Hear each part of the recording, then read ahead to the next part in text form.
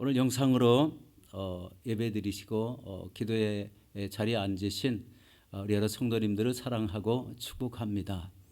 오늘 한국에서는 어버이날이었죠. 우리 어버이날, 호주의 날은 어머니날, 아버지날이 따로 있는데 우리 한국에는 어버이날이 있죠. 참으로 좋은 전통이고 또 우리 부모님의 은혜를 생각하는 귀한 날인 것 같습니다. 오늘 저는 우리 이 말씀에 의지해서 충성되이 여겨 주시는 직분이라는 이런 제목으로 은혜를 나누도록 하겠습니다. 여러분, 우리가 살면서 우리 죄를 깨닫는다는 것이 굉장히 큰 복이라고 저는 생각합니다. 우리가 하나님의 자녀로 살면서도 자신이 추구하고 갖고 싶은 것 우리 갖게 하는 이런 삶을 살아가는 사람들이 얼마나 많습니까? 이런 깨달음을 통해서 회개하며 자신을 가다듬을 수 있다는 것, 그리고 온전한 믿음으로 자신을 세울 수 있다는 것 얼마나 좋겠습니까? 우리가 바로 이런 삶을 살아야 됩니다. 그리고 이 어려운 시대를 통해서 하나님이 무엇을 원하시는지를 깨달을 때 그것을 실천하는 사람은 하나님의 인도하심이 분명하게 이끌 것이고, 이것은 한 인생을 끝까지 승리하게 만드는 큰 요인이 될 줄로 믿습니다. 오늘 본문 말씀을 보면 사도 바울은 자신을 능하게 하시고 충성되이 여겨 직분 주심에 대해서 주님께 감사를 하고 있습니다. 그리고 자신이 회심 전에 초대교회 성도들에 대해서 비방자요, 박해자요, 또 포행자였으나 예수님의 긍휼을 입은 것은 영생을 얻은 자들에게 본이 되게 하심이라고 이렇게 말씀하고 있습니다. 오늘 이 말씀은 바로 사도 바울이 로마 감옥에서 풀려나 이제 제4차 선교 여행을 하는 가운데 쓰여진 글입니다. 바로 이 글 속에는 오늘 내용 전체가 사도 바울의 간증 내용으로 구성이 되어 있습니다. 우리 이 내용 중에 첫 번째로 하나님은 충성된 자에게 직분을 맡기신다, 이렇게 말씀하고 있습니다. 디모데전서 1장 12절입니다. 나를 능하게 하신 그리스도 예수 우리 주께 내가 감사함은 나를 충성되이 여겨 내게 직분을 맡기시니. 여러분, 나를 능하게 하신 예수님은 나에게 능력을 부어주시고 사명을 감당하게 하셨다는 말씀이죠. 우리가 여러분 성령에 충만할 때 능력이 임합니다. 우리가 매년 1년에 2번씩 성령 행전학교를 참석을 하는데 그 성령 행전학교를 꼭 우리 이끌 때마다 우리 모든 성도님들에게 성령이 임하시고 능력이 임하시는 것을 보게 됩니다. 처음에는 별 의미 없이 이렇게 교회를 다녔던 것 같은 이런 사람들이 바로 이 성령 행전학교를 통해서 성령 충만함을 받은 후에 많은 것이 그의 삶을 통해서 변화가 나타나고 있다는 것을 확실히 알게 하는 증거들이 많습니다. 제일 첫 번째로 신앙의 자세가 달라지죠. 기도에 열정이 생깁니다. 우리 토요기도에 우리 한동안 많이 토요기도를 했는데 기도원 기도회, 토요기도회 이런 기도회에 참석해서 아주 뜨겁게 기도하는 모습을 보게 됩니다. 혹시 전도를 나가게 되면 그 전도가 마치 자기 사명인 양 이렇게 감당하는 것을 보게 됩니다. 그리고 예배가 드릴 때마다 예배를 사모하게 되고 또 이 찬양을 드리고 봉사를 해도 우리 열정을 가지고 감당하는 모습을 보게 됩니다. 얼마나 아름답습니까? 그리고 하나님께서 주신 직분도 최선을 다해서 감당하려고 노력하고 애쓰는 것을 보면은 역시 성령 충만이 제일이다, 이런 것을 보게 됩니다. 여러분, 성령 충만하십니까? 우리 매일매일 성령 충만을 달라고 구하시기 바랍니다. 이 성령 충만할 때는요, 우리의 마음속에 그 자세부터 달라지게 되죠. 우리 세상에 우리 속해 있는 많은 사람들이 세상의 것을 탐하고 살지만 성령에 충만하면은요, 역시 하나님을 바라보게 되고 하나님이 주신 은혜를 사모하게 되고 내가 하는 이 하나님 전에 사는 모든 봉사와 헌신이 우리 조금 더 헛되지 않게 하려고 열심을 다하는 이런 모습을 갖게 됩니다. 우리 사도 바울은 빌립보서 4장 13절에 이렇게 말씀합니다. 내게 능력 주시는 자 안에서 내가 모든 것을 할 수 있느니라. 아멘. 그리고 이 성경이 보면 그리고 나를 충성되이 여겨 직분을 맡기셨다라고 말씀합니다. 우리 12절 우리 하반절의 말씀입니다. 여러분, 충성되지 않은 자신을 충성되다고 인정했다는 겁니다. 충성되이 여겼다. 이것은 본래 충성되지 않았는데 충성되이 여겼다, 이런 말씀이잖아요.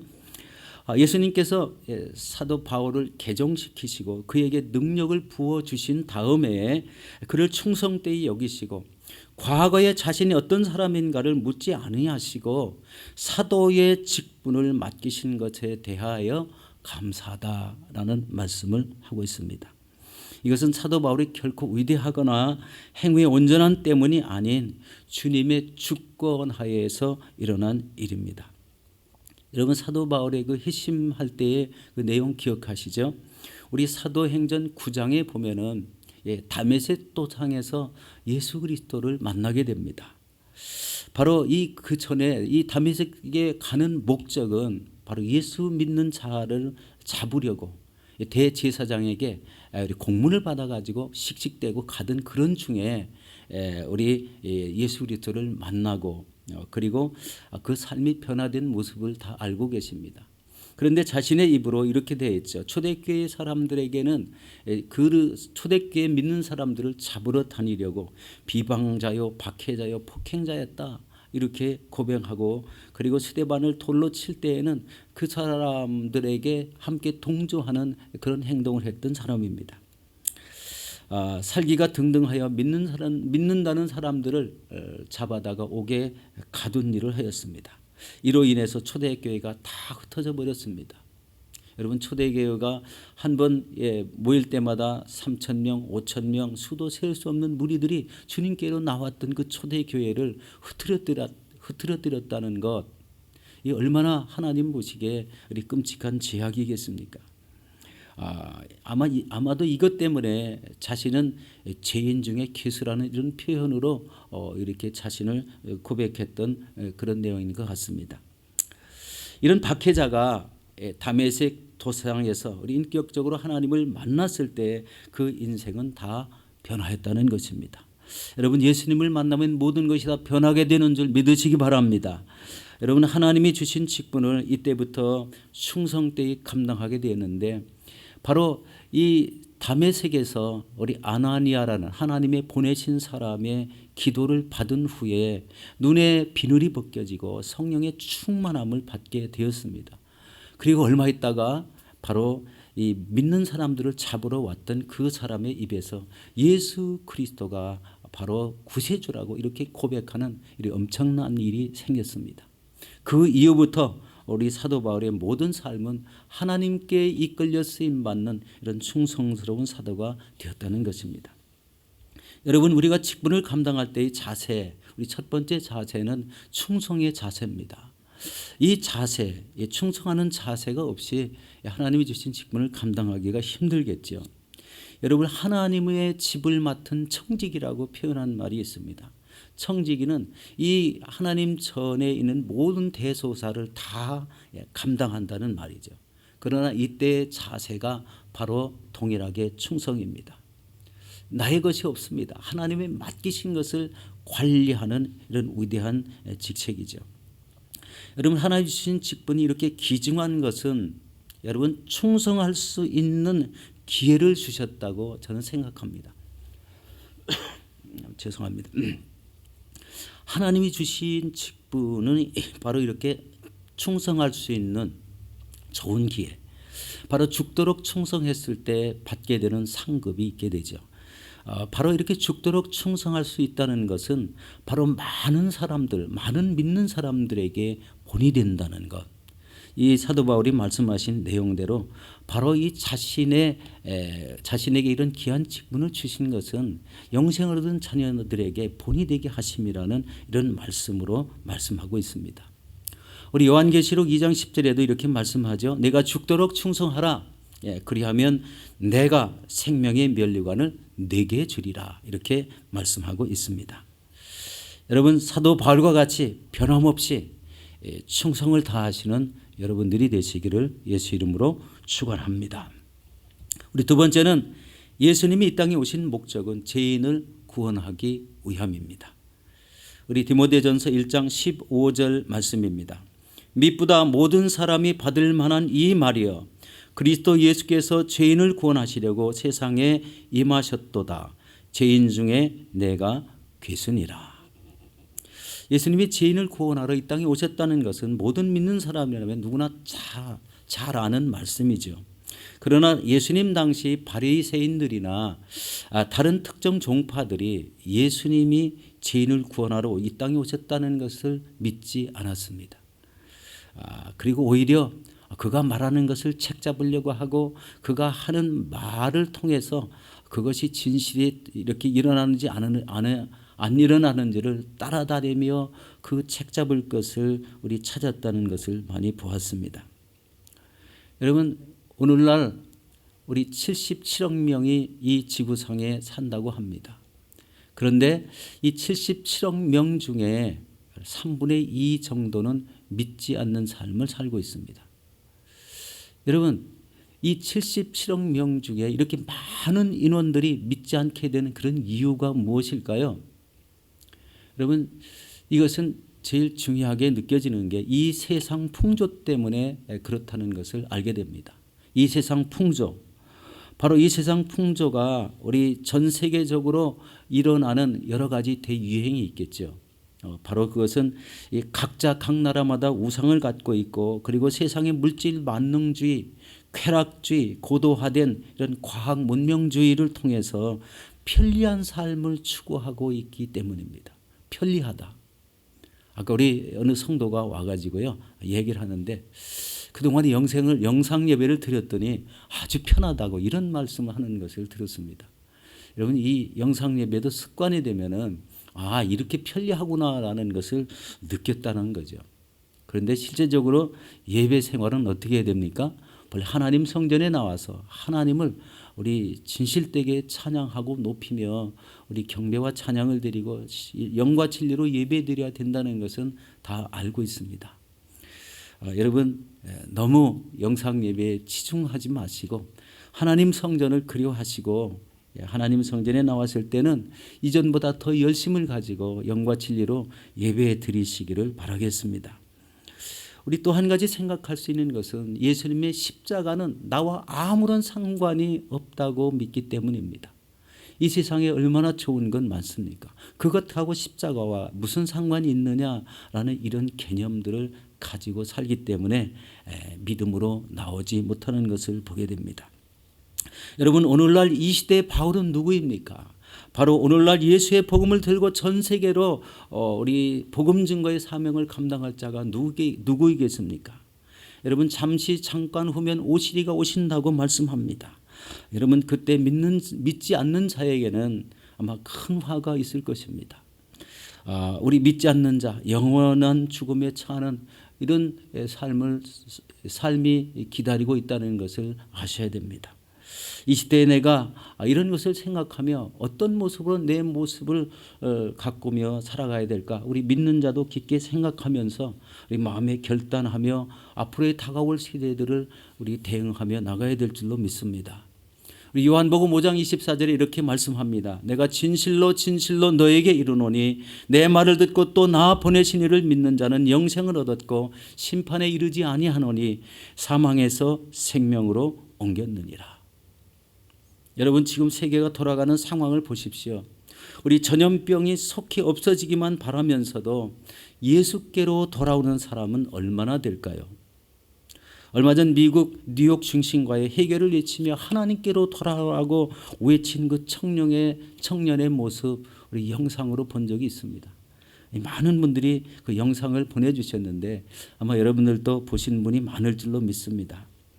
바로 이 시대에 가장 필요한 사람은 예수 그리스도를 외치며 복음을 전하는 사람입니다. 여러분, 이제 이 전염병이 다 지나고 나면 여러분 복음 증거와 선교에 우리 힘을 쓰시는 저와 여러분이 되었으면 좋겠습니다. 우리 세 번째입니다. 주를 믿게 하는 것은 영생을 얻은 자들에게 본이 되게 함이라 라고 이렇게 사도 바울이 고백합니다. 우리 디모데전서 1장 16절의 말씀입니다.